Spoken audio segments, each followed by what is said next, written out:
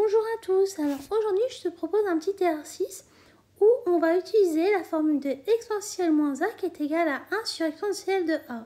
Donc le but de cet exercice c'est de réécrire toutes ces expressions-là sans fraction. Donc par exemple, si on donne 1 sur exponentielle de 2, donc si on pratique la formule, ça va nous donner exponentielle de moins 2. Pourquoi? Parce qu'en fait, le 2 qui est là correspond à A qui est là. Donc si A c'est le 2, donc si on pratique la formule, ça va nous donner exponentielle de moins 2. Ensuite, si on a 1 sur exponentielle de 5, comme tu as pu le comprendre, ça va juste nous donner exponentielle de moins 5.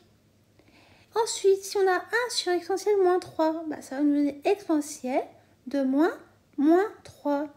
Ce qui va nous donner exponentielle de 3. Ensuite, on a 1 sur exponentielle moins 1. Ça va nous donner exponentielle de moins 1, qui est égal à exponentielle de 1. Ensuite, on a 1 sur exponentielle de 2x. Ça va nous donner exponentielle de moins 2x. Ensuite, on a 1 sur exponentielle moins 5x. Ça va nous donner exponentielle de moins 5x.